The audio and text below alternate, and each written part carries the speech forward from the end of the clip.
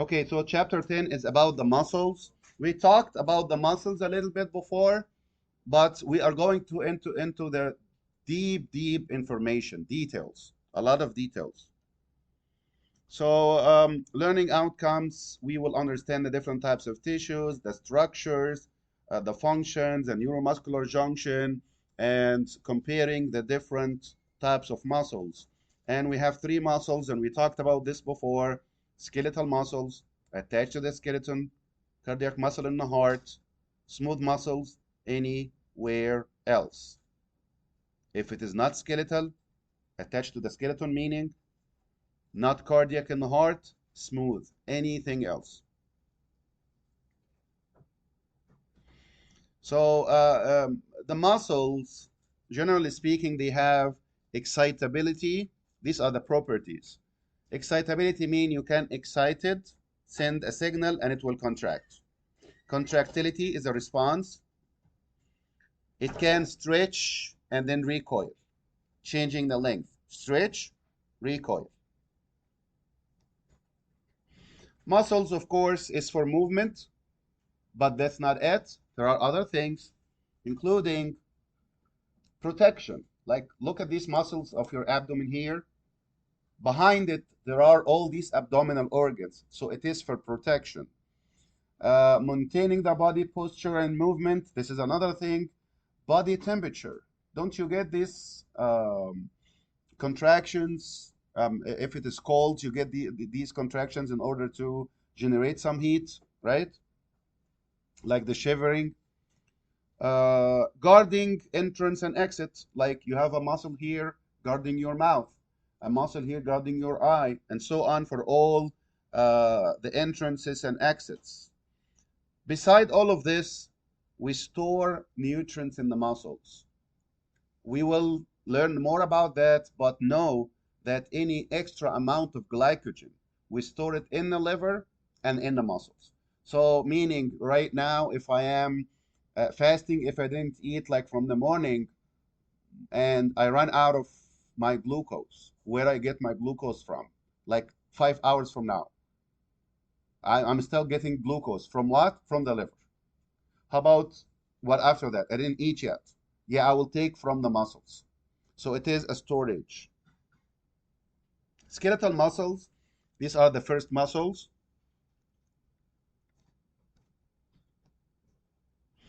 The first muscles that we will talk about. And the muscle itself is associated with other things like nervous system, nerves, to tell the muscles to contract, blood vessels to feed the muscles and take away the waste products, connective tissue to connect them together. And if you look at one muscle, like if I get my biceps and look at it, it's not all just muscle fibers, muscle fibers, muscle fibers. It's not like a bunch of muscle fibers put together. No, it's organized more than that. There is a cover for the whole entire muscle. And within the muscle, there are different components called fascicles or bundles. Each one is surrounded by another connective tissue. And even inside of that, the muscle fibers, what's a muscle fiber? The muscle cell is called muscle fiber instead of muscle cell. So this will bring us to endo, peri, and epi. Do you guys remember these prefixes? I mentioned it several times. Endo means inside. Peri, around or surrounding. Does that mean the outermost? No, just surrounding.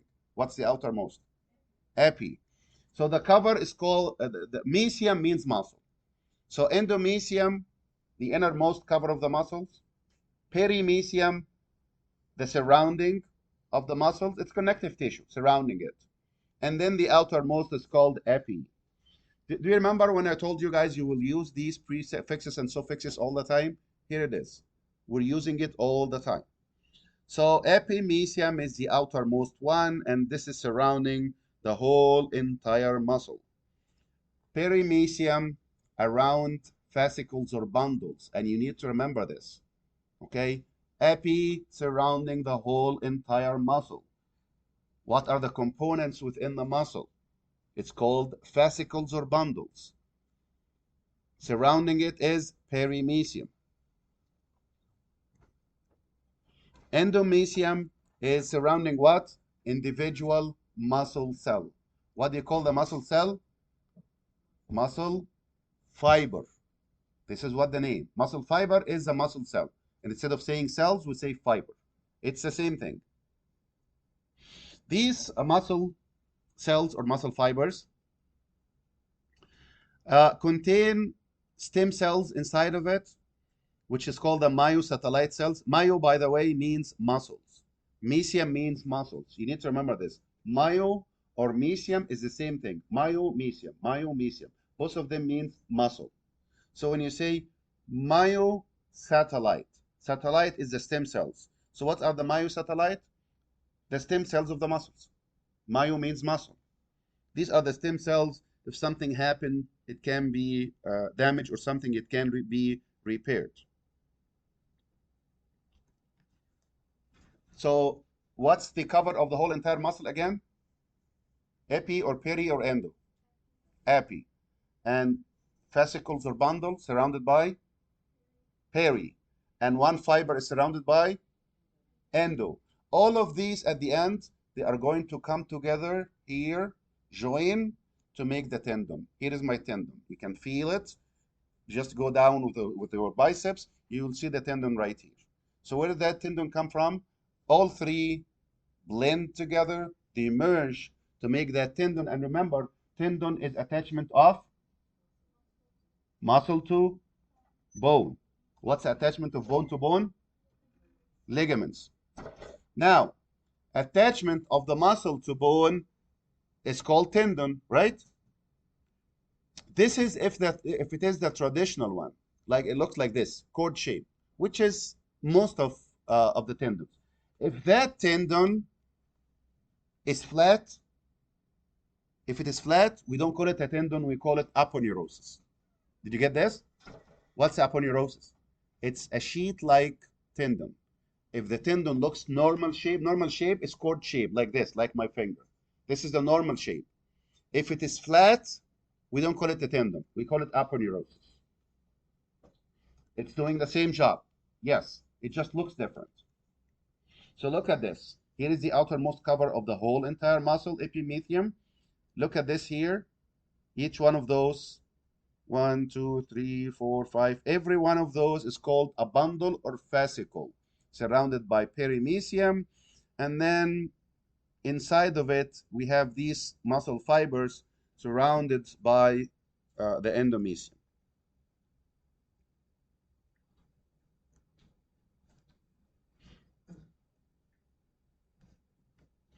These muscles are voluntary muscles, meaning you control it. It's conscious. I want to contract my biceps. Contract, relax, right? It's up to me. Can you do that with your heart? No. Can you do that with like your esophagus or stomach or something? No, it's involuntary. So the only one that's voluntary are the skeletal muscles.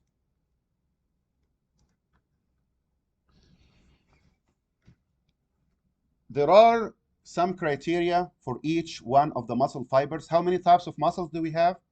Skeletal muscles is one. What else? Cardiac and smooth. Cardiac and smooth. We have three types, right? Each one of those, of course, there is a muscle cell or a muscle fiber. Comparison of these muscle fibers is very important to know. How these muscle fibers are different from each other. Aside from the fact that the first one is voluntary and the other ones are involuntary. This is one thing only. What else? What's the difference? Number one, the skeletal muscles, these muscle cells, fibers, they started from a group of small cells. They come together, merged to give you that big muscle fiber. And this big muscle fiber, because it was multiple cells, each cell has its own or had its own nucleus, right? Here is one cell with a nucleus, another cell with a nucleus, and so on. If you merge all of these together, you end up having a multinucleated cells, right? What's multi? Multiple, right? Multinucleated cells. So this is the first thing. It's huge, it's big, plus multinucleated.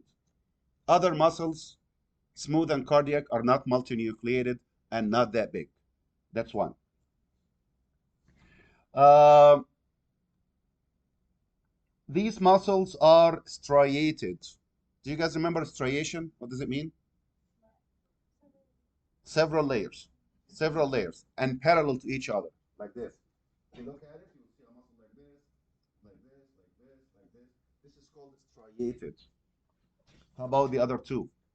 The comparison is very important. Cardiac muscles are also striated, not the smooth muscles. Smooth muscles are random. It's not striated. It's not nicely arranged in a stria or in stria. Look at this. These are a group of cells called myoblasts. They join together, merge. Look how this is big and multinucleated.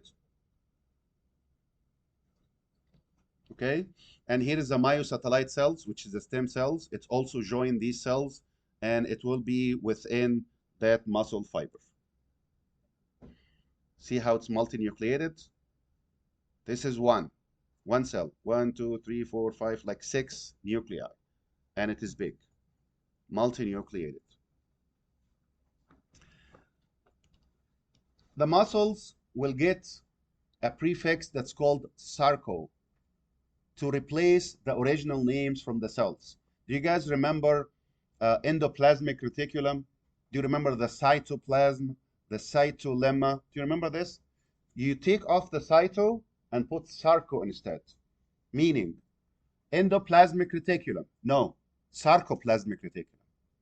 Cytolemma, sarcolemma instead. You put sarco instead. Cytoplasm, sarcoplasm. Sarcolemma, sarcoplasmic reticulum. Okay, so you put sarco instead for the same organelles, but if it is in the muscles, we give it that name specifically. So what's a cytoplasm? Sarcoplasm. Another thing here, that's something that's unique in the muscles, that's called transverse tubules. For short, we say T tubules. And basically, look at all these muscle fibers. Within it, within the muscle fibers, you will run a tubule that goes like this. Transverse. It goes transversely. Why? Because when the electrical signal comes, you don't want to contract one of your muscle fibers, right? I want to contract my whole entire muscle. So this goes transversely. So it goes with this and this and this and this. It will go to all these muscle fibers. And we call that transverse tubule. It goes transversely, so it reach out to every single one of these muscle fibers. Okay? To bring what? Electricity. The muscles does not contract before you deliver electricity to it. Where the electricity come from? From that transverse tubule. And electricity is actually called action potential. We will discuss the details, but we're going one by one. What do you call the endoplasmic reticulum here? Sarcoplasmic reticulum. And there are some specializations here about the sarcoplasmic reticulum here. Remember the endoplasmic reticulum? It was just a network inside the cells. Some of them are smooth and some of them are rough. Do you remember this from the cells? This one is different. This one looks like this, like a network, like this, but the ends contain pockets to store calcium. Extremely important. And this is the function here. Unlike the endoplasmic reticulum. Here, and here is another one beside it. And this is the T tubule. Can you guys see this? This is sarcoplasmic reticulum. Ends are dilated. What do you call the dilated end? Cisternae. There is nothing here that's not important. You will see questions in all of this. You have to understand it. Okay? Sarcoplasmic reticulum. What is it? The endoplasmic reticulum of the muscles. Is it the same? No, it's not the same. It's different. It has two ends. These ends are called cisternae. Cisternae means pouches. It also has this T tubule and then another one, another sarcoplasmic reticulum. Are you seeing this? Look at this. Terminal cisternae from one, terminal cisternae from the next one, T-tubule in between. Isn't that three things? Three. We call it the triad. Okay, triad. You will see it.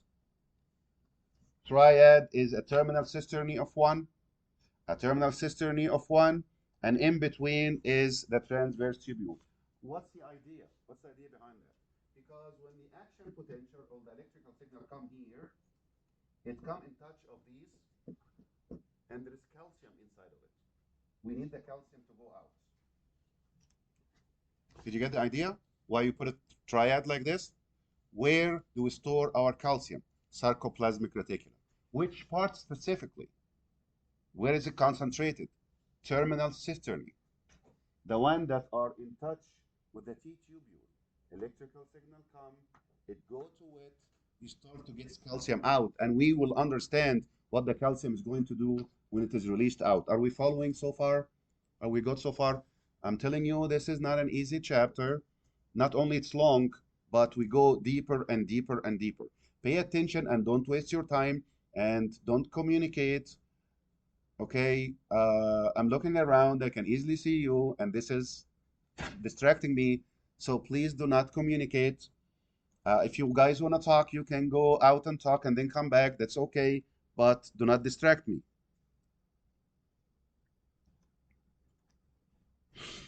So are we following so far, starting from the whole muscle? What do we have inside the muscle? Bundles or fascicles. And what do we have inside the fascicles? Muscle fibers, the muscle cell. Are we following so far? Remember this, epi, peri, and endo, surrounding the entire muscle, surrounding the fascicle, and then surrounding one muscle cell, right? Now I'm going to go deeper into the muscle cells itself. So follow. Within the muscle fiber, there are fibrils. When you add IL at the end of any word, it means the tiny of something. Fiber, fibril. Okay? If you add L at the end, it means tiny. So what's fibril? Tiny fibers inside the fibers. The fiber itself contains smaller fibers. Okay? Within the myofibrils, and what's myo? Muscles. So there are myofibers, or the fibers, just the cells, and then within it there are myofibrils. And within the myofibrils itself, we have something called myofilaments. Are you following from large to small? The whole muscle contains fascicles or bundles. Within the fascicles or bundles, we have muscle cells or fibers. Within the fibers, fibrils. Within the fibrils, filaments. We're going smaller, smaller, smaller. And this is the smallest, myofilaments. And these filaments are two types. One of them is thin and the other one is thick. The thin one contains actin, a protein called actin. Okay? And the thick one contains protein called myosin. You need to remember that. The way I remember it, that's going to help. If I have actin and myosin, which is which? Actin is 5 letters, myosin is 6 letters, right? So just in case if you forgot it, actin is the thin 5 letters, myosin is the thick 6 letters. But you do need to know what do we have inside of it, or what is made of. Now look at this striation, how it is striated like this, like stripped striation. This is not the case for the other muscles. Not exactly the case for the cardiac, and not at all for the smooth muscles.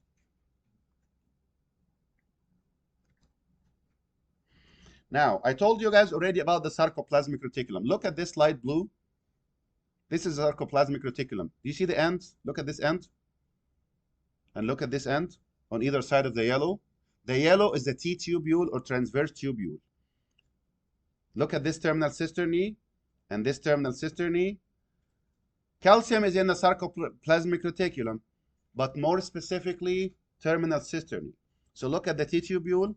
When the action potential or electrical signal reach this T-tubule, it will go down like this, touching the terminal cisternae. Why? To release calcium. What's the calcium going to do? Start the contraction. I will discuss the details, but I'm just making sure that you guys are following with me as we go. If you take, remember this is a muscle fiber, all of this, okay? What do we have inside the muscle fiber? Fibrils. What do we have inside the fibrils? Filaments. Look at the filaments. This is a fibril. You're taking one of the fibrils. Look inside of it. Do you see the thick blue and the thin red? Can you guys see this alternation here? Blue, red, blue, red, blue, red. The blue is thicker. This is a myosin, and the thin ones are called actin, and it goes like this. Okay? Actin, myosin, actin, myosin. They alternate like this. Why? Because when the calcium is released, somehow it will make them slide like this, and this is contraction. Look at my biceps from here to here. When I contract, it gets shorter, isn't it? This is what you see from outside. From inside, they slide against each other like this. Measure the difference between here and here. Doesn't it get shorter? This and this. Getting shorter, right? Those are going to slide, these filaments. Myosin, actin, myosin, actin, myosin, actin, myosin. When the calcium come, somehow I will tell you how, they are going to slide. So it's getting shorter. This is part of it. The whole muscle will get shorter.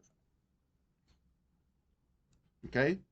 Here is the sarcolemma, which is a cover of this muscle fiber. Inside of it, I have the fibrils. Inside of it, I have the filaments.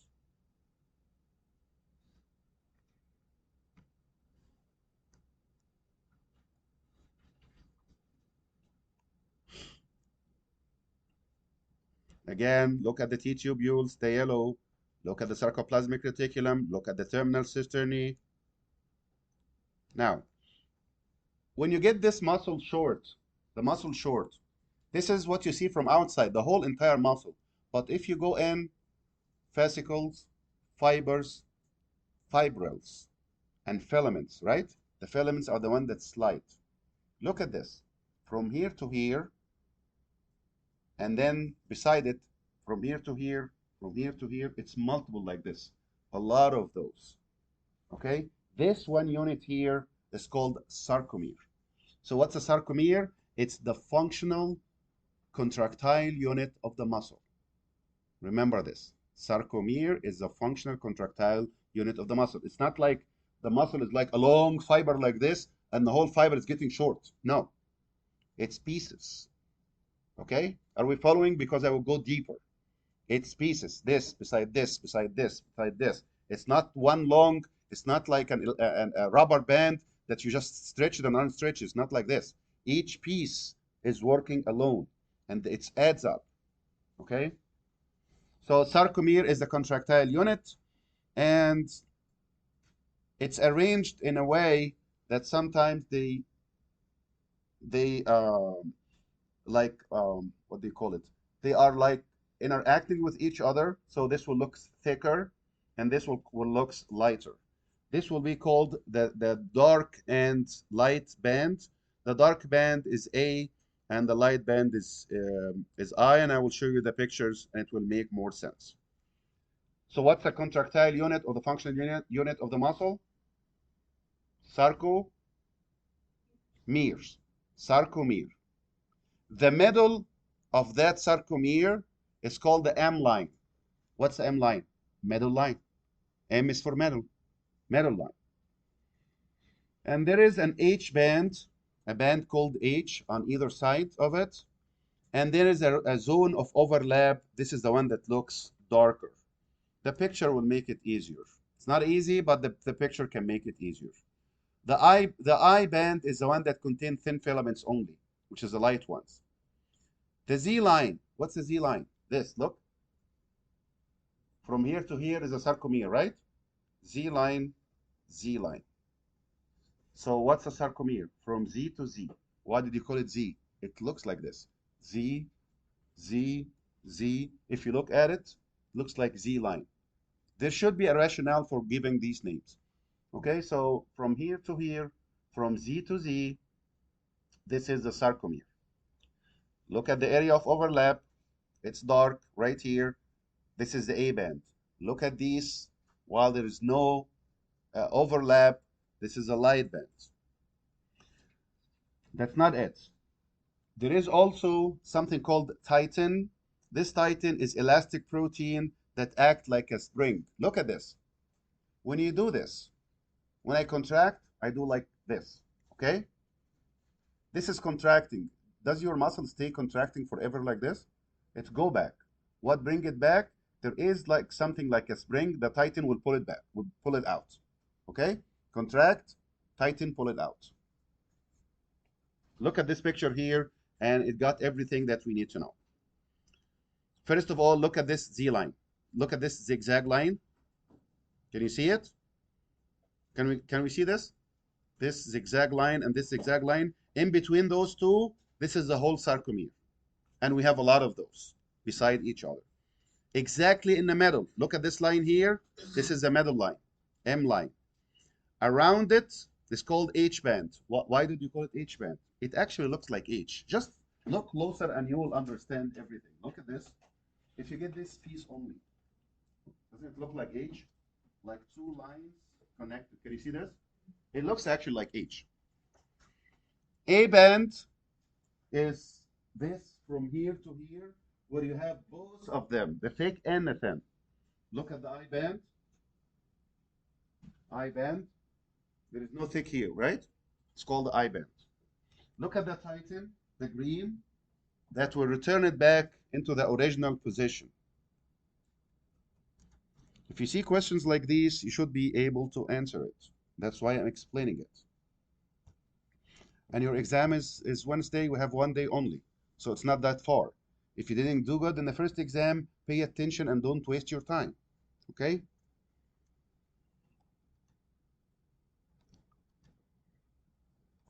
Okay, so what is this? What are you seeing here? What do you think this is? What is this picture? Sarcomere, starting from, what is this? Z line to another Z line. In between is the sarcomere. Here is the middle line in the middle. Around it is H. It looks like H. One line, two lines, and connected. It looks like H. A band is the area where both of them are located. It looks darker, A. The A band is beside it. Look at the titin, how it looks like a spring. So it will bring it back. When you contract, it will pull it back. So you be ready for another contraction.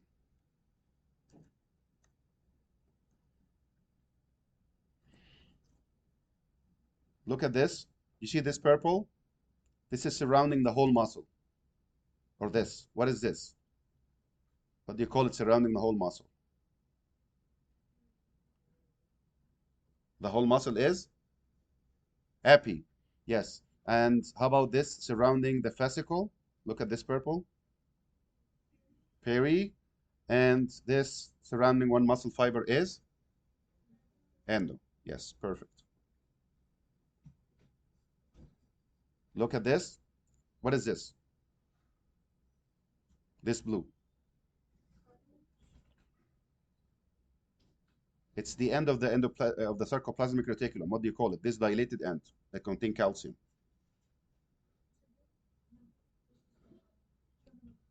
Yes, terminal cisternae.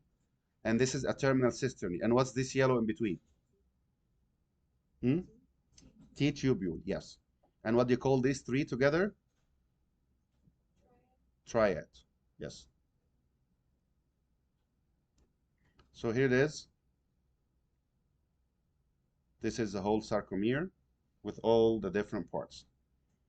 I talked about the thin filaments and thick filaments. Which one contain actin and which one contain myosin? Thin, actin or myosin? Actin. Thick, myosin. Okay.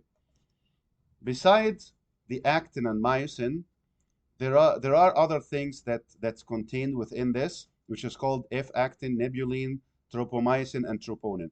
Tropomyosin and troponin specifically are important, and I will tell you why. And the actin itself, the filamentous actin, which is the thin, contain active sites. Okay? Let me explain it this way because this is not an easy part. Thick, thin, thick, thin, thick, thin. What's the purpose? The purpose is to slide them against each other to start the contraction, right? How to start the contraction? Well, think about it first. Why it doesn't contract all the time like this? Because there is an active site on the thin that's covered. Active site covered. And if you want it to contract, the thick cannot contract. It needs to interact with the active site, but it's covered. Okay? Covered with what? Covered with tropomyosin. So what do I need to know now to start the contraction? Remove the cover. Did you get the idea? Thick contain extensions that always trying to interact with the active site. I will show you the pictures, but understand it first. Thick, thin, and so on. I want those to contract, my muscle contract. How to start the contraction?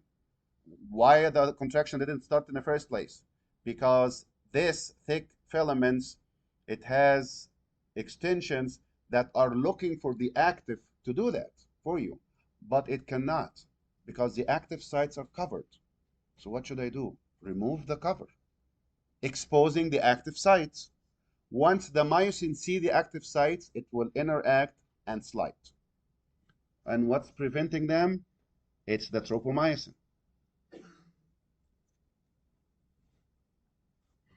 Tropomyosin is covering the active sites, preventing the sliding.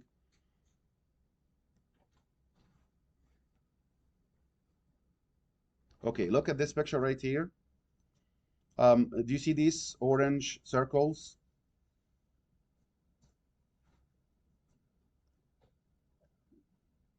These orange ones, and look at this blue. The orange, do you see parts of it that's yellow? If you look closer, can you see that? What I'm talking about here? Yellow right here. This yellow is the active sites. So what's happening here is, look at the blue. The blue is covering the active sites. And that will prevent contraction. And what is this blue? Tropomyosin. And look what's attached to the tropomyosin? Troponin. You know what's going to happen? If I wanted to contract, my brain will send electrical signal to the muscles to contract, right? This electrical signal will reach the muscles somehow. We will discuss the details later. But it will reach the muscles anyway. Are we following? It will run through the T-tubules.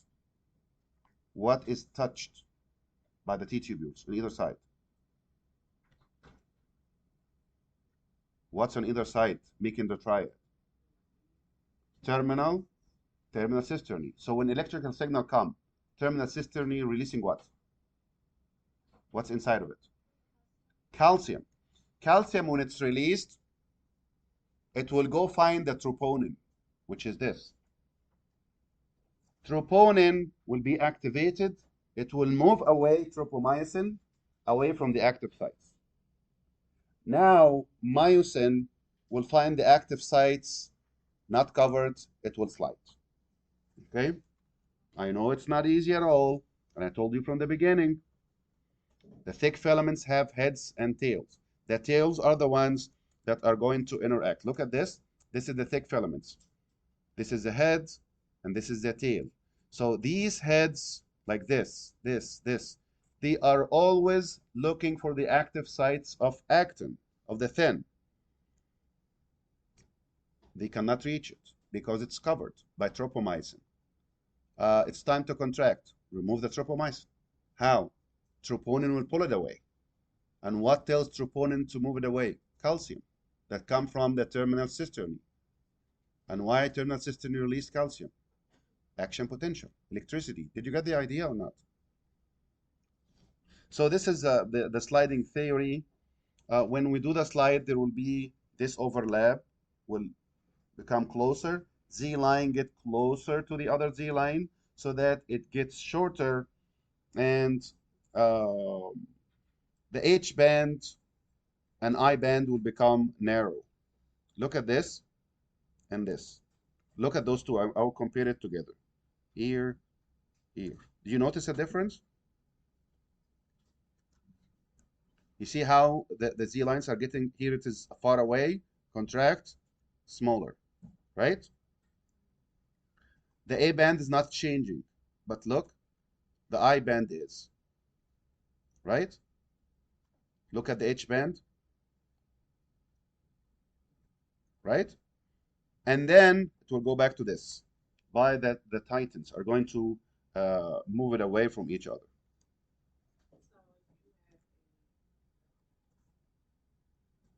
I'm sorry?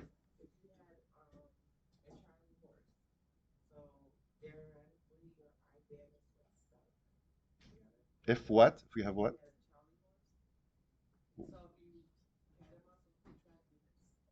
Contracting and staying contraction?